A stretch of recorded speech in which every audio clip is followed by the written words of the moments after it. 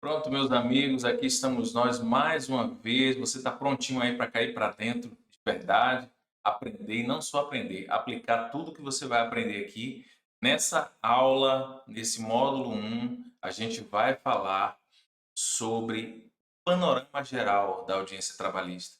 Quero te dar uma visão geral de tudo que nós vamos tratar aqui. É claro que eu vou falar de forma muito direta nesse momento, mas nós vamos ter um momento que vamos falar de forma específica, tá certo? Eu estou lhe dando um panorama, eu vou falar dos aspectos gerais daquilo que envolve a audiência trabalhista e eu quero que você esteja ligadinho para que você quando a gente falar sobre os tópicos especificamente, você possa estar ciente de tudo que está acontecendo. Na verdade, assim, a nossa. Você vai ter divisão agora, é o que está por vir. Quando nós estivermos tratando de forma específica, aí você vai entender cada tópico específico dos quais a gente vai estar citando aqui agora. Tá certo? Eu vou dividir tela com você aqui para a gente dar andamento, tá bom? Então vamos lá, nossa aula de hoje, panorama geral da audiência trabalhista. E como não poderia ser diferente, a gente começa trazendo o conceito de audiência.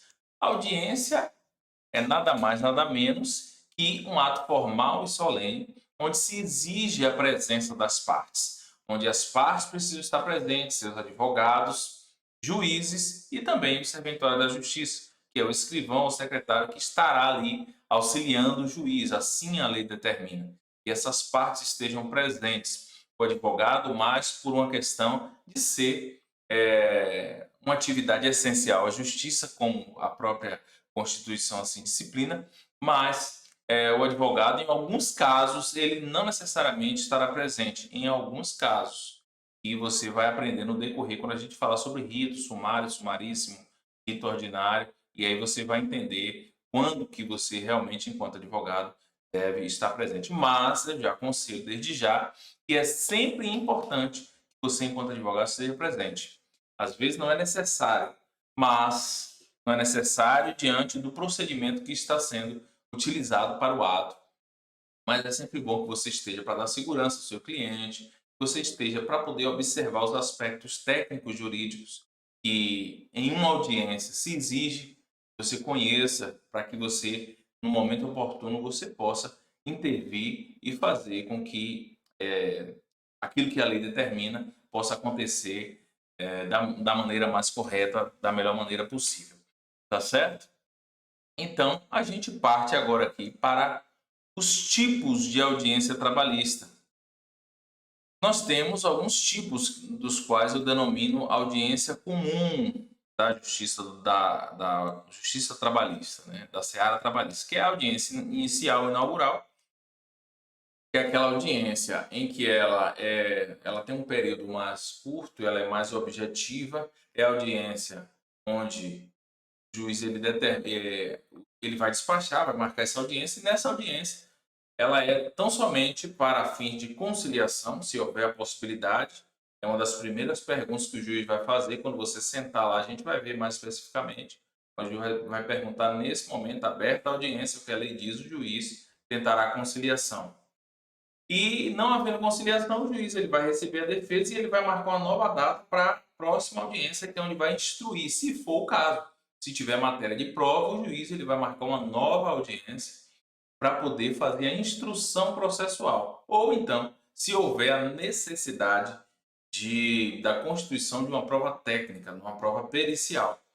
Aí o juiz vai também designar. E aí existem casos específicos dos quais a gente vai ver quando chegar o momento em que casos a lei determina que a perícia que a perícia é uma necessidade, é uma exigência legal. A lei determina que o juiz designe a perícia para averiguar determinados casos, os quais você vai aprender no momento oportuno.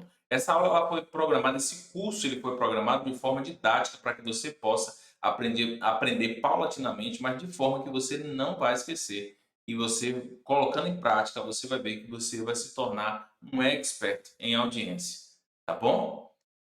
Então você tem também aí a audiência una, que é, na verdade, o que a lei diz é que toda audiência ela é una. Em que pese, em alguns casos, o juiz ele tem a liberdade, ele é o presidente desse ato processual, ele quem preside a audiência, ele pode, por discricionariedade, ver qual é a melhor forma de se fazer a audiência. Na verdade, a lei fala de um caso de força maior que impeça a realização da audiência em um único dia, porque a determinação é que ela fosse realizada em uma única sessão, um único dia, mas nem sempre é possível. E na prática, você vai ver que a maioria das varas trabalhistas, os juízes já acostumaram. Pelo menos aqui na nossa região, a maioria das varas, eu diria que até 80% das varas, você tem a audiência inicial, que é essa audiência que nós falamos no primeiro momento, e depois o juiz ele designa uma nova sessão para continuação dessa audiência, porque a audiência em si ela é única, mas ela pode ter mais de uma sessão. Então, suspende a audiência e ela tem continuação com a audiência de instrução e julgamento, que é essa audiência em que nós vamos fazer a constituição de prova, onde todas as provas elas vão ser produzidas, claro, com exceção da prova pericial que ela é feita anteriormente. Mas as provas, os atos que vão acontecer, as provas orais, elas vão ser produzidas nessa audiência, que é esse último tópico que nós temos aqui, que é a audiência de instrução e julgamento. A audiência una é aquela audiência, quando nós falarmos de rito processual, eu disse, o rito lá sumário, sumaríssimo e ordinário, você vai aprender que o rito sumaríssimo, que são aquelas causas de até 40 salários mínimos, ela comporta a audiência una, porque ela é mais célere, é tudo mais simples e objetivo. É meio que parecido com o que acontece nas audiências do juizado especial. Não sei se você já fez, mas no juizado especial ele tem muito esse viés do princípio da simplicidade, princípio da celeridade, já é um princípio do processo trabalhista, mas essa audiência ela tem muito esse viés de acontecer tudo em um único dia. Inclusive, a sentença é para ser proferida no mesmo dia. Nem sempre acontece por conta da pauta do juiz. Os juízes, em um tempo breve, eles normalmente disponibilizam a sentença nos autos e publica, você é intimado para tomar conhecimento dessa sentença. Na audiência de instrução e julgamento, que é a nossa terceira audiência aqui das audiências trabalhistas comuns, como eu estava dizendo, você vai fazer a constituição de todas as provas, onde você vai ter que elencar ali as perguntas que você precisa fazer, você vai ter que ver qual é a testemunha que realmente serve, você vai ter que ver as perguntas que você precisa fazer para outra parte, se for reclamante ou reclamada, para constituir a sua prova. É a audiência onde você precisa saber, assim como na UNO também, você precisa saber quais provas você precisa produzir, tá certo? Para você não produzir prova que não é ônus seu. Aí entra a questão do ônus da prova, que nós vamos ver também mais adiante, tá certo? E aí nós temos também as audiências denominadas especiais.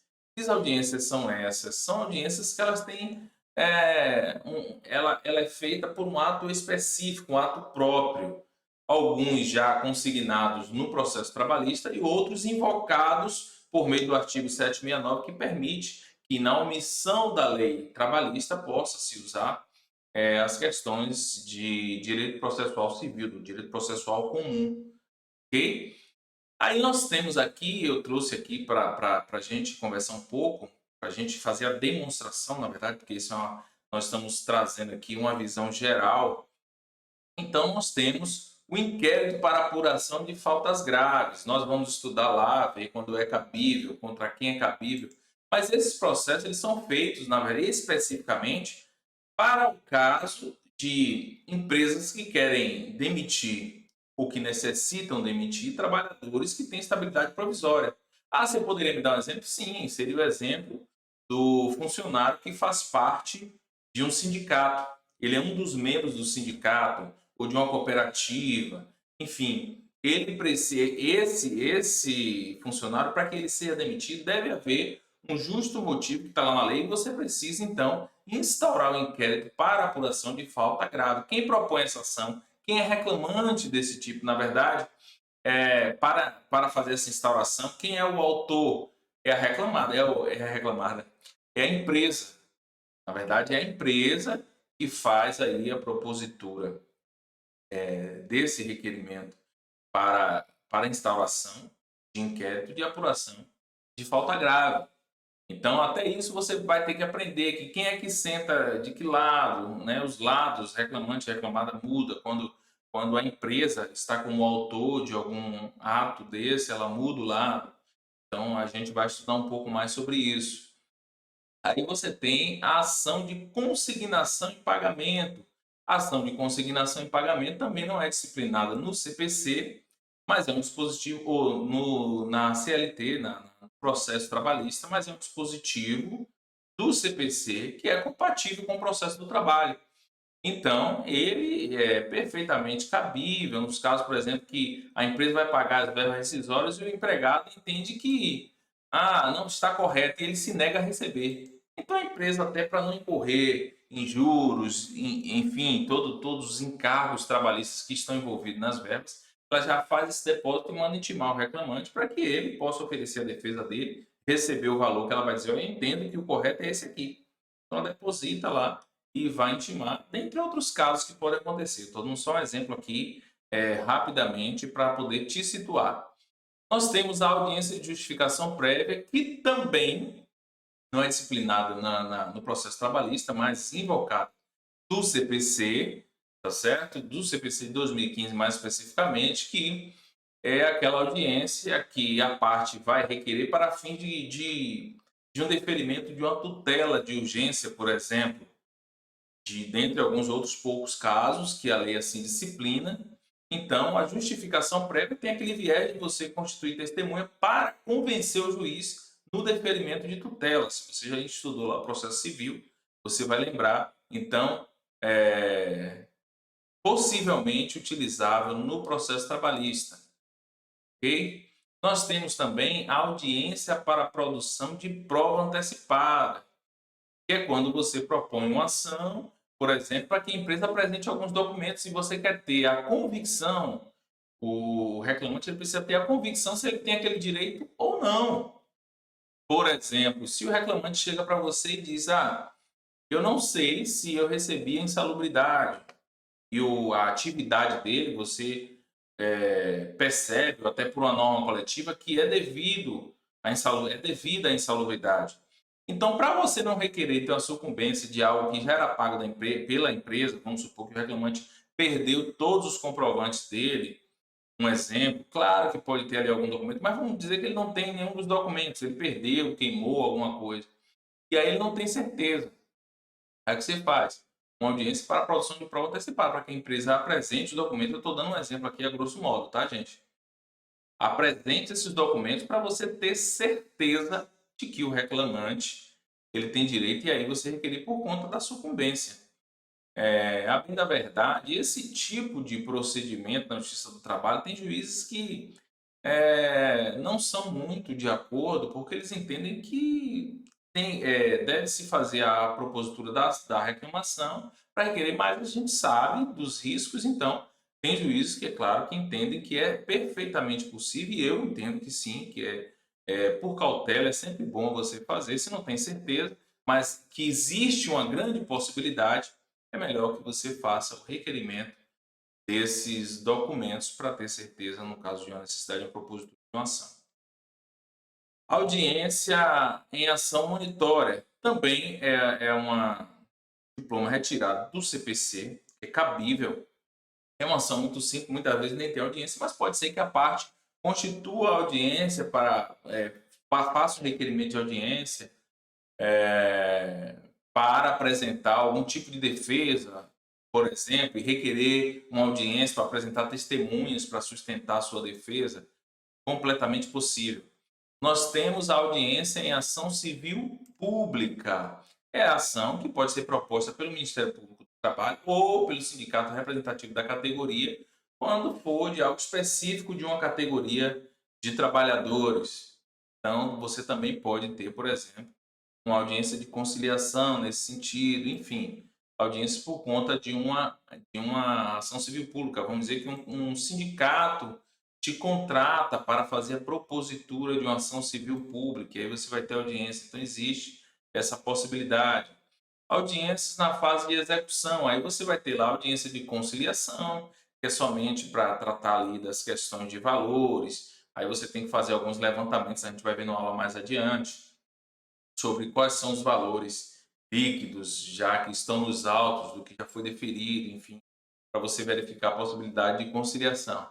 Você tem audiência para oitiva de testemunhas indicadas em embargos à execução, por exemplo, houve um embargo, a reclamada opôs embargo, ou até mesmo o reclamante, se ele for o devedor, hoje é completamente possível, e aí vai apresentar testemunhas para fim de constituir prova. Então, você precisa ter conhecimento disso aqui também para você prestar um bom serviço, claro, né? E nós temos a audiência em caso de embargo de terceiro que indique testemunhas para constituir prova do seu direito. Está discutindo lá alguma coisa e tem um terceiro que diz: opa, esse bem aqui que foi penhorado não pertence a essa reclamada e eu vou provar por meio de testemunha. Então vai ter lá uma audiência para poder fazer esse tipo de prova, que também é um diploma retirado do CPC. Ok, meus amigos? E por fim, nós temos as audiências nos tribunais, que podem ser aquelas audiências públicas, onde o teor do que se discute é por meio lá de uma ação de controle de constitucionalidade, incidente de uniformidade de jurisprudência, revisão, cancelamento e edição de súmula de tribunais, dentre alguns outros aspectos que podem estar sendo discutidos numa audiência pública. Por exemplo, eu já tive uma audiência pública para fins de conciliação. Uma empresa que ela estava num processo de recuperação judicial, então ela fez o requerimento para que o juiz designasse uma audiência pública, então intimou todos os reclamantes que, na verdade, já tinham uma decisão, já tinham ali, já estavam para entrar na fase de execução, já tinha recurso. Então, essas pessoas foram intimadas para participar da audiência pública, para dizer se concordavam ou não, ali ele ia estabelecer a forma do pagamento, mas é uma confusão muito grande esse tipo de audiência, porque é dada a palavra a alguns advogados que botam o nome na lista, e muita gente fala, muita discussão, muita zoada, mas é uma audiência que você pode em algum momento enfrentar e você precisa saber que ela existe.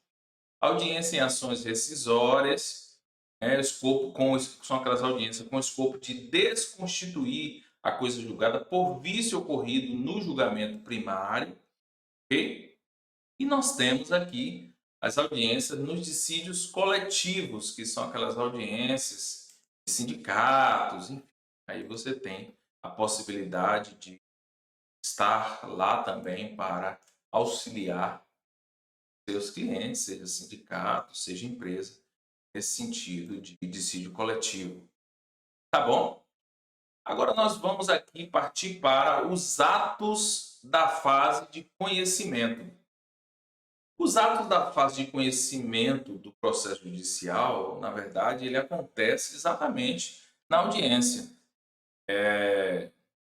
A bem da verdade, a gente quando está iniciando, a gente pensa que quando vai chegar na audiência, a gente acha que o juiz ele já vai ter conhecimento de tudo, mas não é bem assim. Naquele momento ali que o juiz ele vai ter o primeiro contato com o processo. Ele vai ver a inicial, ele vai receber a defesa dos documentos, vai ver mais ou menos do que se trata. E aí, em seguida, na verdade, a lei diz que o juiz ele deve fazer a proposta de acordo aberta à audiência, ou seja, no primeiro momento, não havendo acordo, ele faz a tentativa de conciliação. Agora, para ser mais sincero, eu acho que é muito mais prudente, como alguns juízes eu já vi fazer, e é o que eu acho mais prudente. Ele simplesmente recebe a defesa, ele olha o contexto da defesa, ele olha a inicial, ele vê as possibilidades, pelo menos iniciais, mais ou menos, do que se está requerendo. Para quê? Para que ele tenha fundamentos ali, sustentação na tentativa de conciliar, para que ele consiga ser mais persuasivo, ele consiga ser mais direto com as partes, para tentar chegar a um denominador comum. Quando ele tem conhecimento do que se requer na inicial e do que a defesa argue, ele tem sim muito mais poder de persuasão para auxiliar na tentativa de conciliação. Na caminhada, se você já faz audiência trabalhista, você pode confirmar isso. Se você não faz, você vai ver que no andar da carruagem, aqueles juízes que têm mais essa perspicácia de de avaliar, dar uma olhada nas petições e nos documentos, ele tem ali um poder de persuasão muito maior para auxiliar na conciliação. Na audiência, nessa audiência inicial, ou seja, uma audiência una, são supridas eventuais nulidades. O saneamento do processo ele acontece naquele momento. Por exemplo, uma nulidade de citação, a empresa não foi devidamente citada. E aí o que que eu aconselho que você faça antes mesmo da audiência?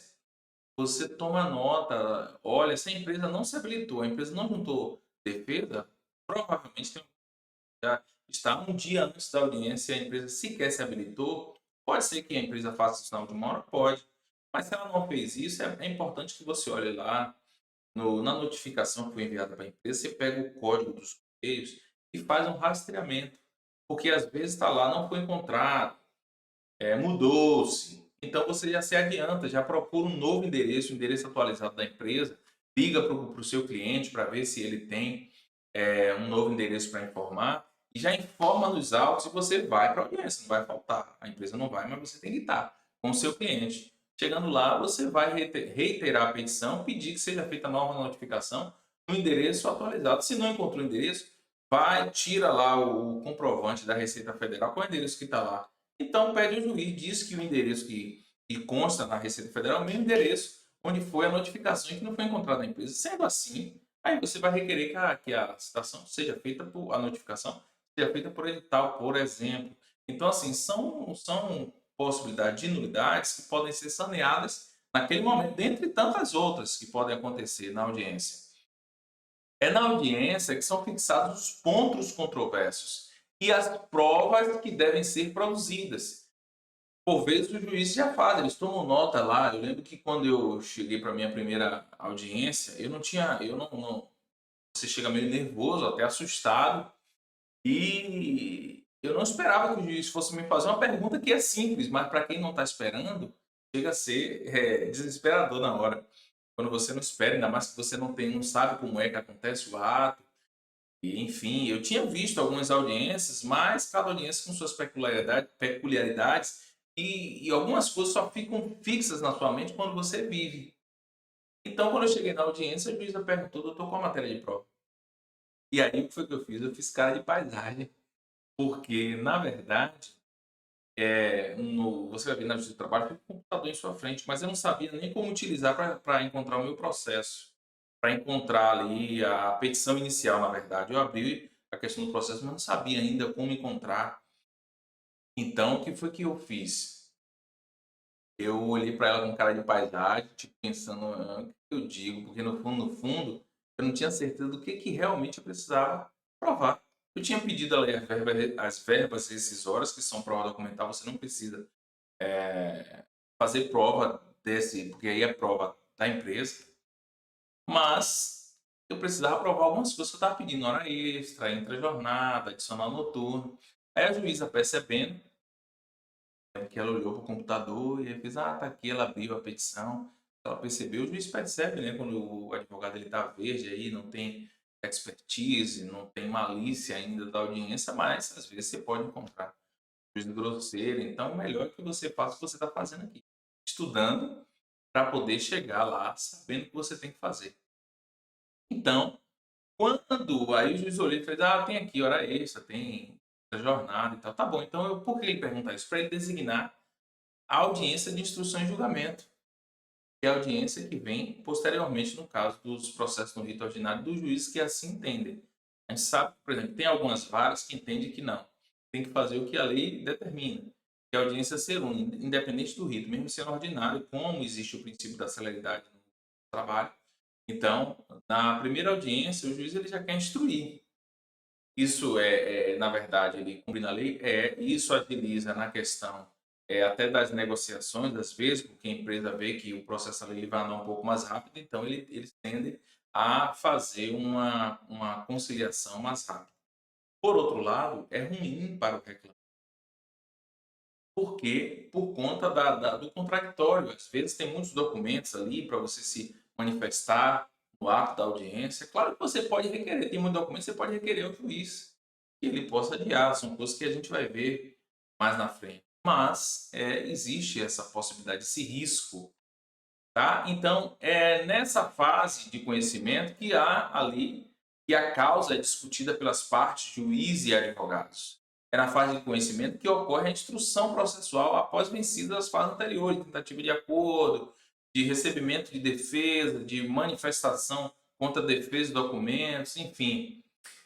É nessa fase dos atos da fase de conhecimento que as partes podem aduzir as razões finais. Depois de concluída a instrução, vai ser dada aos advogados a oportunidade de se manifestar no prazo de 10 minutos com relação, aduzindo suas razões finais, e as razões finais você vai aprender que você não deve falar nada daquilo que você juntou no processo, do documento que foi juntado pela empresa. Você vai falar sobre acontecimentos, ocorrências da audiência que podem influenciar, chamar a atenção do juiz sobre determinado ponto que aconteceu ali e que pode favorecer na sua tese, ok?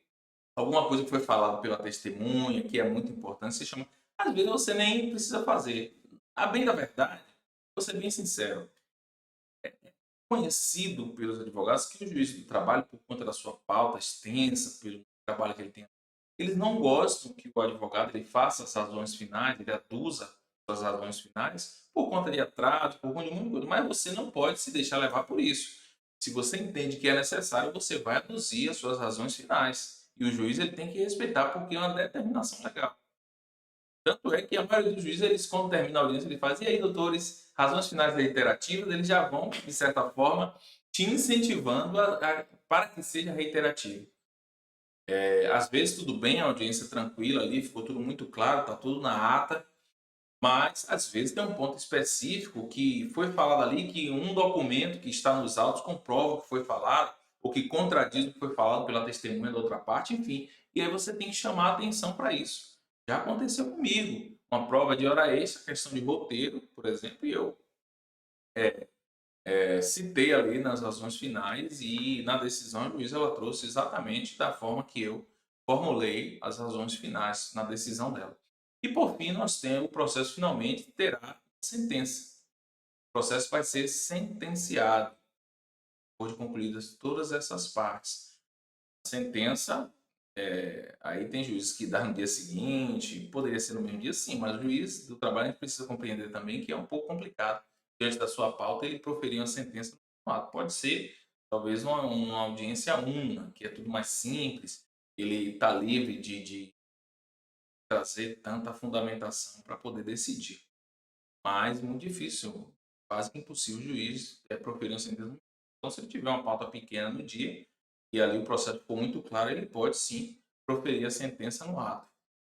Certo? Mas tem juízes que vão proferir uma sentença um ano depois da audiência de instrução. Então, vá se acostumando. Tá bom? Depois a gente tem aqui ó, aquilo que a gente diz que são as vantagens da audiência trabalhista. Quais são as vantagens da audiência trabalhista? Faz o processo mais democrático, porque empregado, empregador tem a mesma oportunidade de falar das suas dores, de falar das suas verdades, para que o juiz ele possa analisar. Há uma economia dos atos processuais, porque muita coisa é resolvida ali, as manifestações dos advogados são ali no ato, os protestos, os comandos do juiz na própria audiência. Então, existe a economia e isso acelera o processo, por ele ser oral. Tem o quê? A maior publicidade dos atos. A gente sabe que o princípio da publicidade é um princípio que ele faz parte do direito, do direito processual em si. Entretanto, a audiência trabalhista ela é democrática ela é a grande prova, na verdade, da publicidade, do princípio da publicidade. Por quê? A audiência trabalhista ela dá acesso a todos, todas as pessoas podem acessar a sala de audiência, ver o que está acontecendo, com a ressalva, é claro, de algumas possibilidades num processo que corre por segredo de justiça, a bem da verdade. Mas, de regra, em regra, a audiência trabalhista ela é um ato público e de grande publicidade. A audiência trabalhista ela traz uma certa interação mais proveitosa. A gente tem uma interação mais proveitosa entre juiz, advogados e partes. Por quê? Exatamente por conta desse diálogo pessoal e direto. Ali o juiz ele vai poder olhar no olho das partes e inquirir, fazer suas perguntas e dali ele tirar algumas verdades.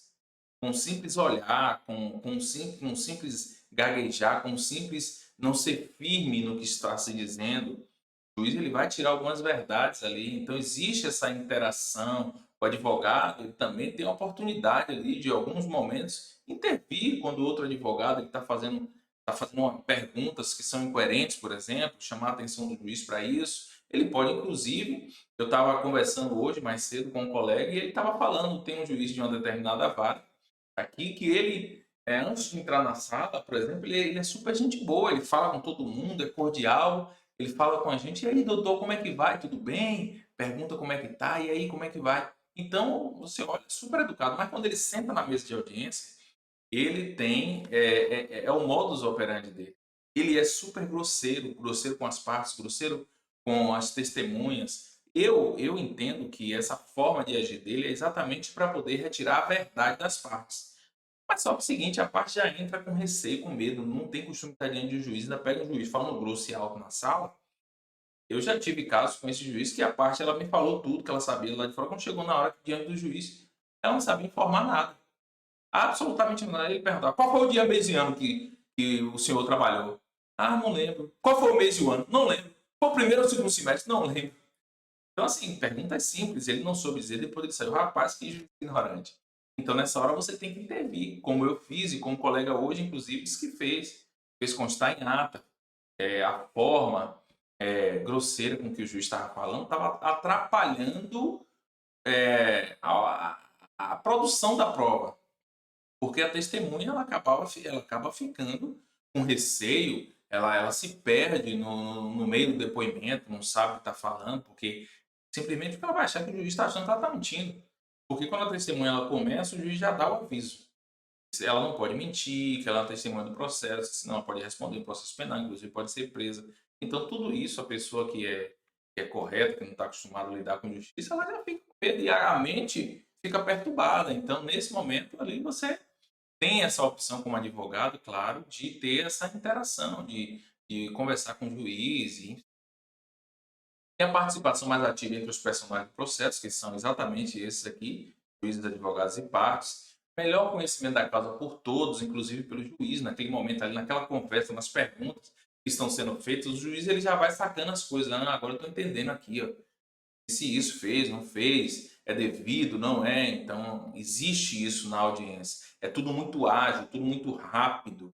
É na audiência que nós, advogados, somos muito testados pelo nosso conhecimento, pela nossa agilidade em resolver as coisas, em decidir também, em fazer as perguntas corretas. É na audiência que você é tratado, que você é testado no seu controle emocional, se você é uma pessoa que tem um bom controle emocional. Então, assim, tem advogados que desistem de advogar, principalmente numa seara assim, mais contenciosa, exatamente porque não tem um bom controle emocional. E o controle emocional é algo que você pode treinar e você pode ficar bom nisso.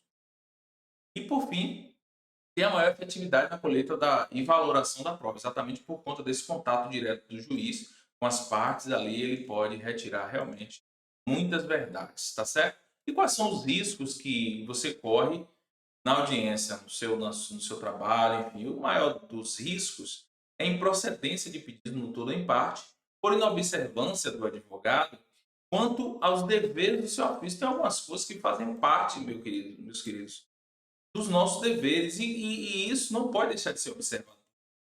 Então, o que acontece? Todo tipo de descuido do advogado pode gerar um prejuízo. Eu elenquei alguns aqui, mas é claro que podem ter diversos outros. Elenquei aqui, por exemplo, não ter lido o conteúdo do despacho que designou a audiência. Às vezes o despacho tem um comando específico que, se você não lê, às vezes o advogado ele só vai ler o comando que fala lá a data da audiência e o horário. Mas ele não leu o conteúdo anterior que diz que a audiência vai ser por videoconferência. Entendeu? Então são coisas que a gente falando aqui parece simples, mas que acontece. Se o advogado não tiver atenção, ele vai bater na porta do fórum. Ainda mais agora que eu não tenho dúvida que a audiência por videoconferência telepresencial, ela veio para ficar. Ninguém tem a dúvida disso.